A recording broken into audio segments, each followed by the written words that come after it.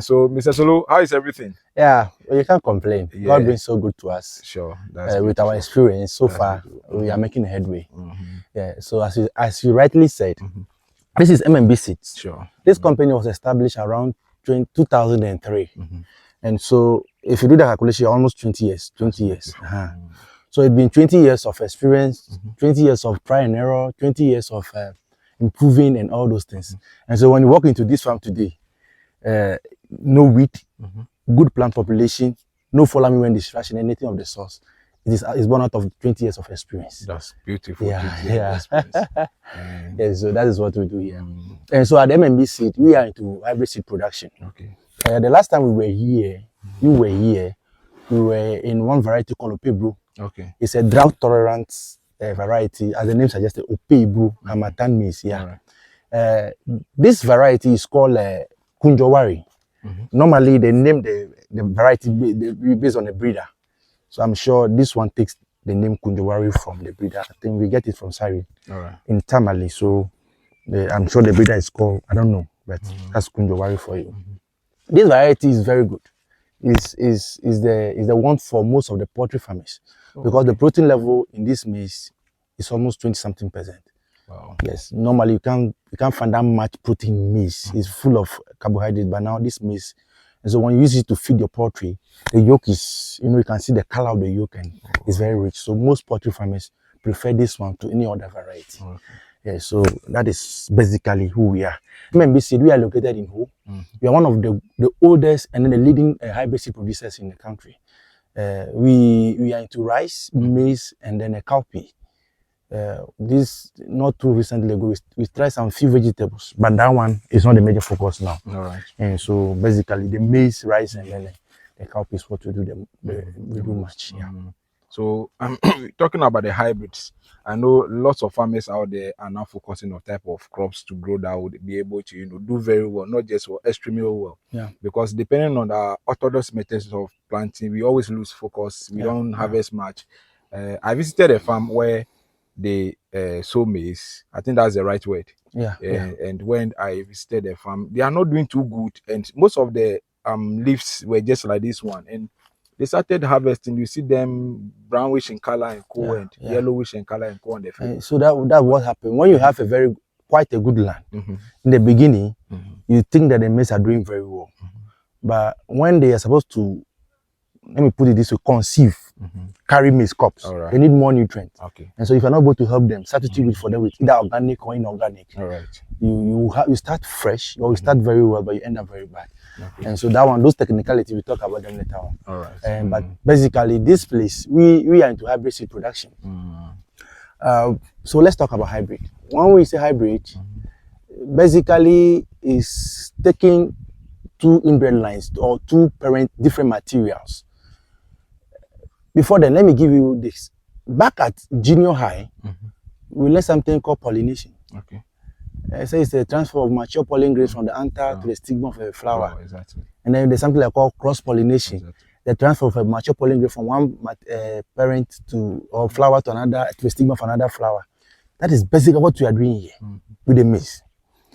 And so hybrid is just taking two different, the same species, but two different parents. Look at them, look at their unique qualities, and then you improve on them. Then use them to do cross-pollination. And you get to a hybrid seed. Now, today, apart from what to do, the drafting and people do, when you want seed, you can what we call OPV. You can get the hybrid, then you can get a GMO. They are not the same. OPV simply means open pollinated variety. That one, you plant, then they cross-pollinate themselves, they do anything they want to do, then you have it. Next year, you sort for the bigger crops, the more healthier one, then you replant. That's what we call the OPV. But the hybrid, just as you can see here, if you look at this very line here, this line, it looks different from this line. So we nickname one as a male, another one as a female. And so this is the male. And these three others are female. After that, there's another male there. So that's how the whole farm is. And so when it is time for, the maize has two parts, the male part and the female part. So this maize you see, a time will come, it will develop a flower-like kind of tassel at the top. That is the male part. And then when you touch it, when they are ready, you touch it, you see a lot of powder in it. That is a pollen grain. Then as time goes, after a few days, there will be another where the maize itself comes from. There will be a silk. Normally, it's very bright in color. Then what will happen is that maize particular is wind pollinated, so it produces a lot of pollen grains. So either wind blow or butterfly or bee sit on the top, pick some of the pollen with their leg, sit on the silk, and then they cross the female. Then there you can have your maize. So what we do here is that we have done calculation, we've done research on it, and we know that okay, this maize, the pollen will be ready maybe by 47th or 45th day. Then this one too, the silk will also come around 50 something or even lesser. So we will do the calculation, the researchers, the breeder will do the calculation, and then say, okay, the male, you plant the male 4 days time, then you plant the female. So that by the time the silk is ready and then the tassel is ready, they'll both meet and then cross. So it's not just a mere maize. The breeder has planted this one, has cleanly studied it. Look at it. They've studied this maize, the size of the leaf, how it's supposed to turn, the silk, this, everything. So normally when they come with the passport data. The number of days it will take for the silk to come, the pollen to come, the leaf, how it will look like. Because we check for purity. Some of the maize, when they are growing, maybe you see the leaf standing straight. Some of them will bend. Some of them are even broader. Some of them are smaller. So it has its own. Yes. And so when you plant and you see something not what you've planted, you should take it off. Because you're going to produce a seed and then you give it to a farmer who will produce farm. So the assumption that when it comes to the farm, everything should be unique. It shouldn't be a situation where one maize is tasseling and one has already formed a crop. Maybe it's a commercial farm. The time he's harvesting with his combined harvester, some maize are still fresh. That will affect the quality. And so we try to ensure purity to the highest level. I see. And so that is what we do. And so back to our discussion. And so this is what we call our male line. Then the female line, normally the ratio is 1:3. We have 2:6, and then 3:9. What it means is that when you plant one line, you plant 3 female, or you plant 2 male, then you plant 6 female before another male again, or you plant 3, you do 9. Other variety or other maize like Opebro, the male can produce a lot of pollen. So that one, our local farm research we've done, we're able to match 1 to 4. So if we should move to our Opebro field now, you realize that we plant 1 male, then we plant 4 female. Yes. Science, you have to, you cannot be static all the time. Yes, so this is what we do. Now, when you do all these things, you take care of the farm. You plant 10 days time. If you are using planter, you plant with the fertilizer on the same day. But if you're not using planter, you apply the fertilizer 10 days later. So this particular variety, we planted the male 4 days later, and we planted in the female. Strange enough, you see that even the female has still come to my. I don't wanted to ask that question because I'm seeing naturally men struggle. so you planted the male 4 days time, we fill in the female, and so normally tasseling happens from 14 days going. When the maize is about 6 weeks going, you tag especially tassel. So the women you see around, you have a lot of women. You bring them to the farm very early in the morning. You don't want the female to tassel and start shading. So when it is coming very fresh, then they come and they detassel all these female materials you see here. You see this farm from here to the end. They detassel everything. How many acres are we talking about? This particular variety is 18 acres. Whoa. The other one is Tintin. Also another variety, very good.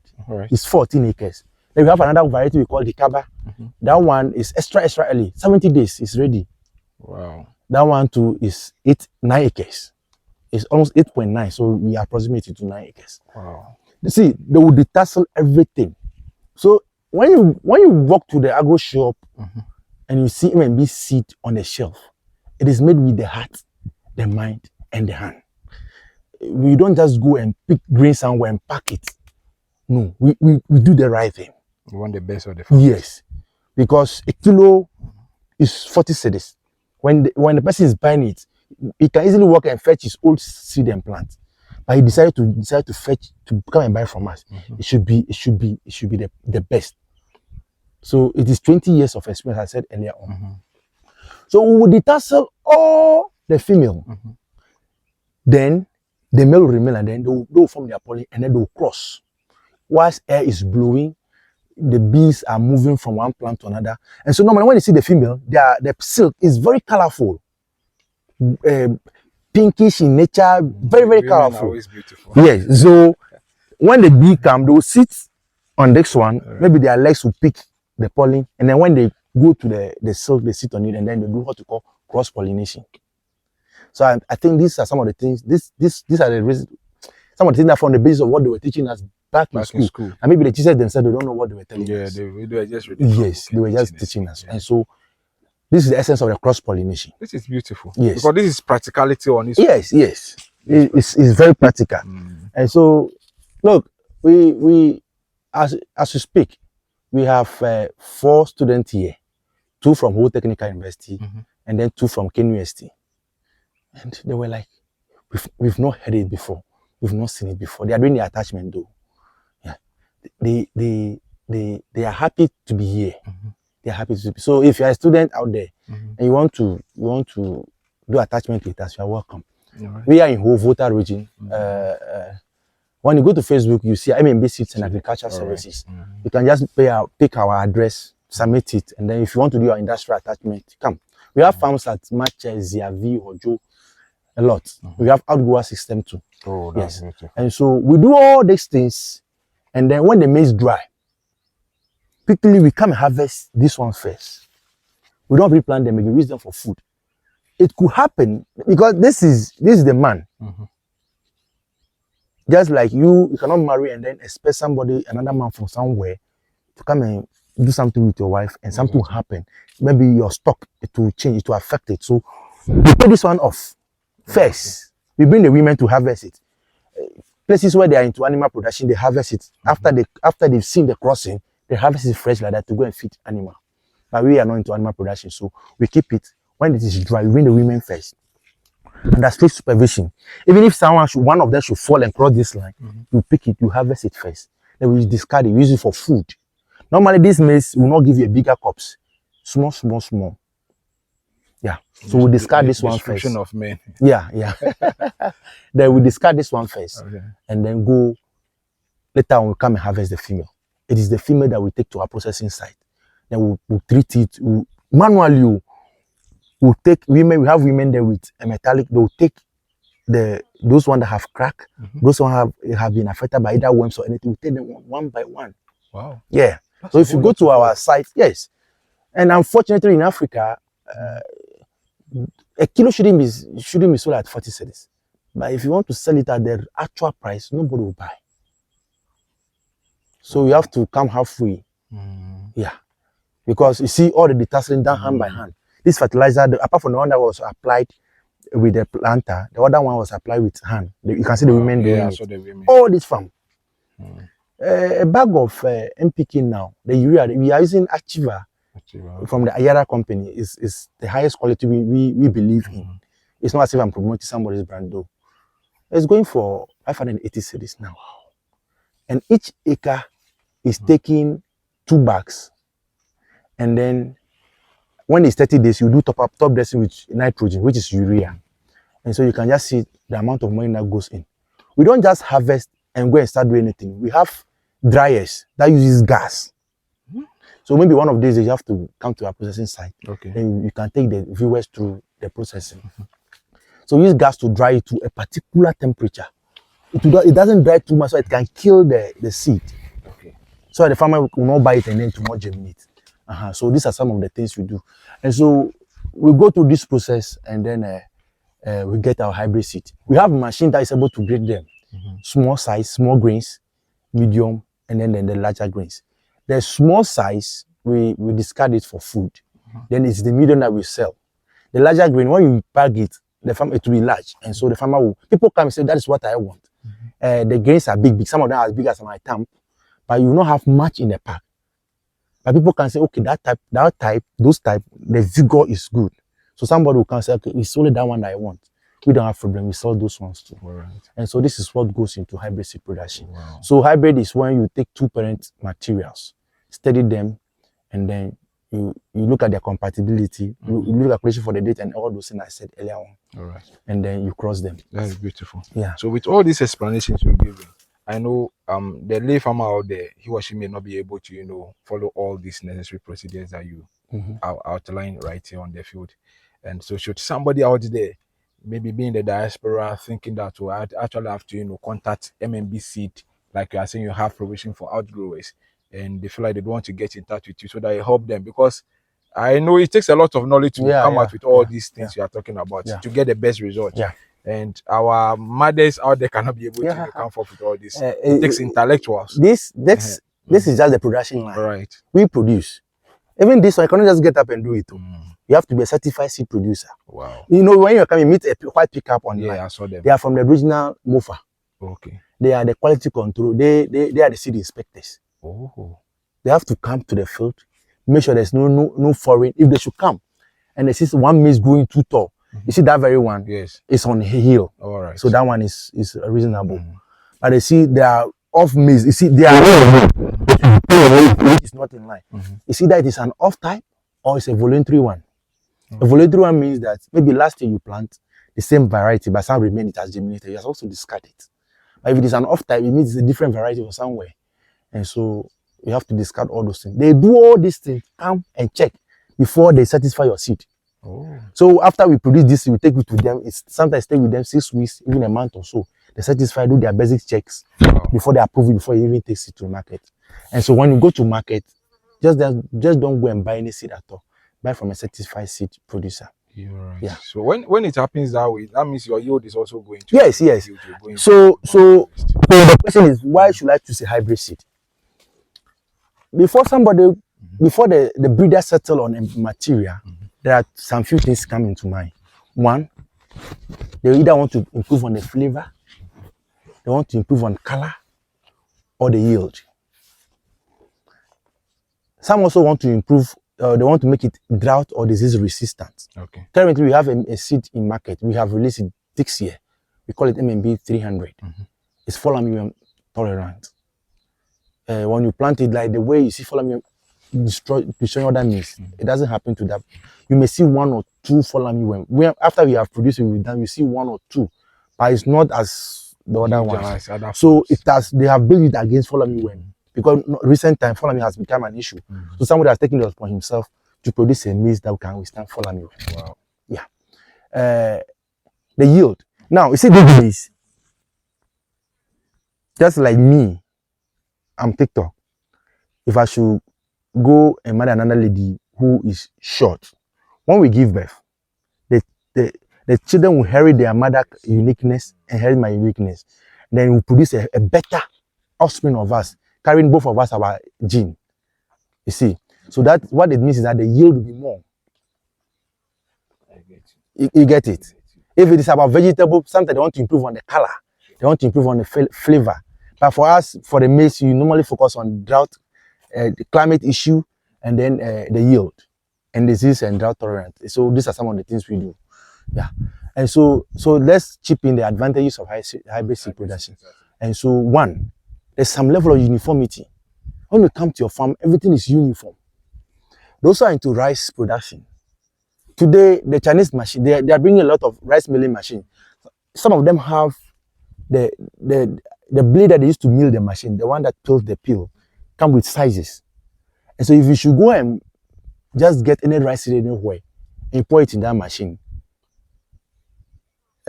some of them will get, those ones are round. Maybe they put a sieve that is a bit longer, and then you put a rice that is a mix. Those ones are round, will crack. And so at the end of the day, when you mill your rice, you will not get a uniform rice grains. And so that will affect your market value. And so when you come and buy seed from us, it is very uniform. When you come to harvest, all of them mature within the same day. You will not come to farmers, one is this and one is that. Everything is uniform. Two, some of these maize are built against diseases and drought. As I said earlier on, there's a variety called the Kabe. That maize is taking 70 days. And so you see what has happened this year. We didn't experience rain in June, July, August, and the rain came around 15th, from 15, it's only 15, around 18th thereabout of September before the rain came. Quickly you have to hit the ground. And so if you're at a place where it's a bit, it's not like a cold place, there's so much stone, where you are going to experience at least just a month and a half of rainfall, you fall on that variety. Because after the maize has tasseled and have carried its cup small, and get one good rain, it is good to go. So if you go for that early material, you can survive. Should there be a disaster, like recently we experienced at Mafi, that variety, after the farm has destroyed everything, when they should fall on that material, within a period of 1.5 months going, 2.5 months going, there's food. You see, and so there should be a reason for which a breeder would like to go for a variety. This variety, as I said, is very high in protein. It's very high in protein. And so if a poultry farmer wants to go into poultry business, I will highly recommend this variety for them. Farmers, you are hearing him. So if yes, the protein level is very high. They come to your end that they want to buy from you. Yes, you sell to them. Yeah, we sell. We have we supply to the agro input dealers. Right. Yes, so all over Ghana, even outside Ghana, we supply. Even if you are in Togo, anywhere you are, we supply maize to Liberia recently. Wow. Yeah, when you call, there's a way it gets to you. Yes. And so even if you're in Nigeria, anywhere you are, you just need a variety. Just let us know. Just go to Facebook, go to our Facebook page, our website, and then M&B Seeds and Agriculture Services. So we should be sharing that with you. Yeah. So when you do that, you just contact us, and then we are good to go. That is also beautiful. So, like I stated, if somebody is in diaspora, wants you guys to come, maybe the person feels like, okay, I've seen something beautiful on your field, I'd want to acquire land somewhere, then I want you guys to take in charge of the farm, because apparently I think that's also kind of like outgrowing. Of, whereby you are going to no. These days labor is becoming scarce. Because there's improvement in education, and then the coming of this keke and okada and stuff. The young guys don't really want to they don't want to dirty their hands. And so normally we have outgrower system, as I said. We produce. When you take these breeder lines from the outgrower, normally they just come in with 2 kilos and 3 kilos. We will multiply them, and then we give it to outgrower. We'll do the calculation and give it to the outgrower. And so let's say you want to farm for us. You will look for your own land, you clear it, and it should be accessible. It should be accessible, meaning car should be able to come, because we ourselves will come. Then the regional inspectors also come and inspect your farm. And so it should be accessible to there should be accessibility to the farm. When that happens, we'll give you the seed, and then we'll give you fertilizer. We'll attach a great extension officer to you. Normally our employees, they are part of the quality control team. And so when they come, they visit the farm at the various stages and tell you what to do. If you don't do something well, they will guide you to do it well. So we don't have that strength to get to the labor and all those things. But then you can give them the guidelines. Yeah, you can give the guidelines.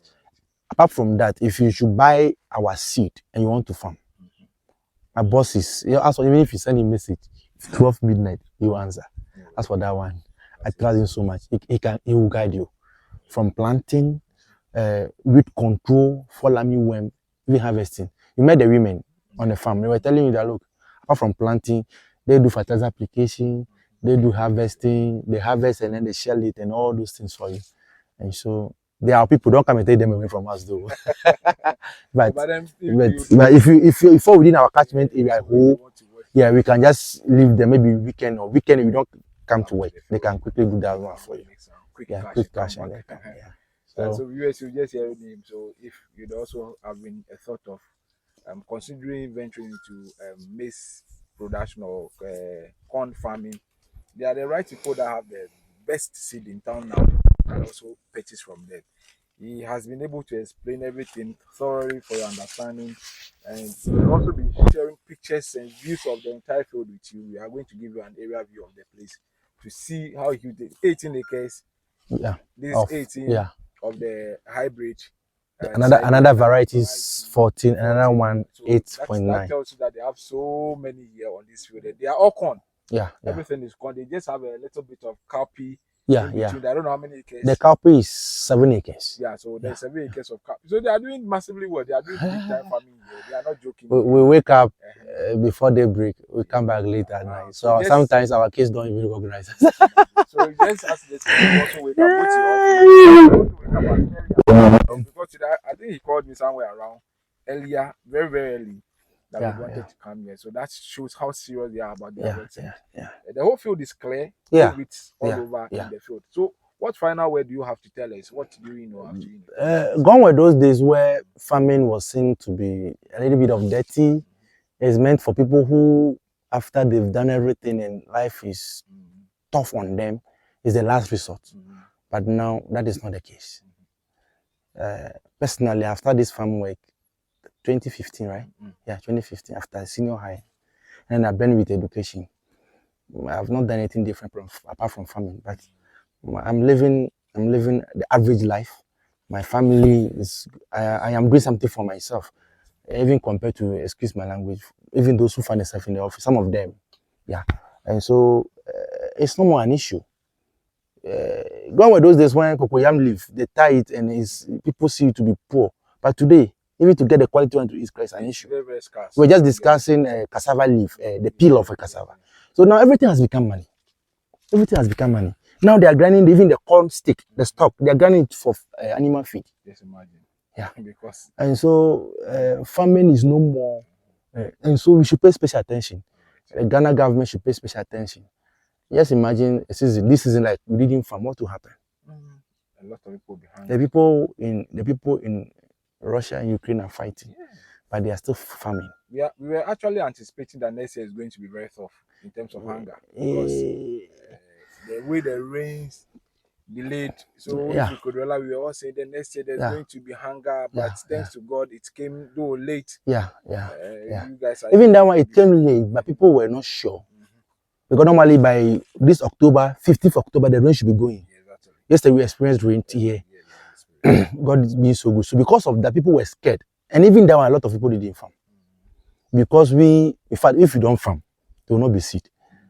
So we have to take the risk. My boss was like, let's try, it's a risk. But now our risk, it's anytime the thing it doesn't look clear. I think that is where something is coming. So but back to that, I know we'll be going there.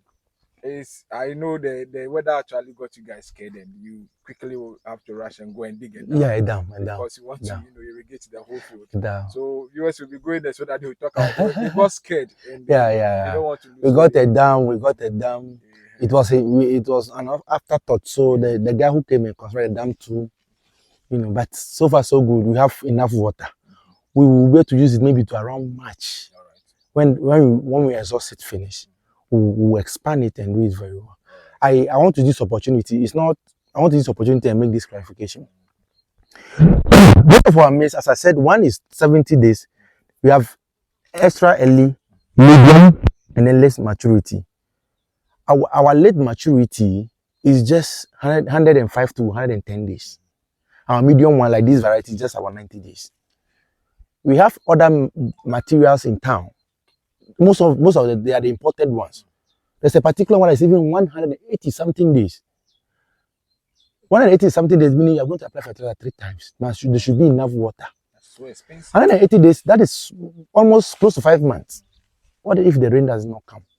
But people are so much soaked with something foreign. They don't even pay attention to the qualities around them. Yeah, so our maize has gone through the stress. They've gone through the real stress. And so when it hit the ground, it hit well, unlike those ones. And so, you know what it is. Yes. Ghana made. This is made in Ghana. Over here, apart from the fact that I'm a graduate, Yeah, of course. I think 8 other graduates are working under this company. And at the end of the day, we all withdraw salaries. Apart from that, the women who do the casual work for us on the farm. And then those are the processing sites. We also create a platform for even our students who technical university. It's not just all technical, they do come, do attachment, that's attachment, and then they go. And so by so doing, we are, that is how we build a nation. The other company from Zimbabwe, the Monsantos, and they started with the American people. They started. Today they become global brands, and they are in fact they are building their economy. We have seed in Ghana. Now somebody will convert our seed into dollar. And go and buy seeds, and then when we come, we say the dollar is depreciating. But we have seed here. We have seed here. Not just any quality seed, done with the heart, the hand, and then the mind, and you don't patronize it. It's unfortunate, and it's even cheaper. Yes. We have seed in town that is going for 98 cedis, 99 cedis per kilo, and this one is going as low as 40 cedis, and people still don't want to buy. So cheap, and they are even closer to you. Can get I tell you, even call midnight, we'll bring it. Any of their field. So please, M&B Seeds. M&B Seeds. M&B Seeds. M&B Seed is a quality seed. You can see for yourself. You just made the card. If the farm is not good, they'll cancel it. They didn't even announce to what they are coming. They just came, surprise. I saw a white pickup coming. I said, make a way, then they came. So in fact, the faces I know they were not the people in the car. And so we are from MUFA Quality Control Seed Inspectors. We want to come in. So okay, because we're doing the right thing, I was not scared. I took them around. They took their data. They said that the Ministry of Agriculture is planning for seed for the next season. So they want to come and collect data. How many tons can we get per acre? We give them the acreage, then the tonnage per hectare. Then they do their own calculation in their office, and then they prepare. If the local seed cannot meet the market demand, then they fall on there. So. Everybody's doing his work. Just let's put a little bit effort inside, and we'll get there. We'll get there. The number of people M&B has employed, and then when they get to the market, they'll go do dealers who sell each kilo. They make their own coins. You can see the value chain. It's a lot. So let's protect and encourage our own. Let's protect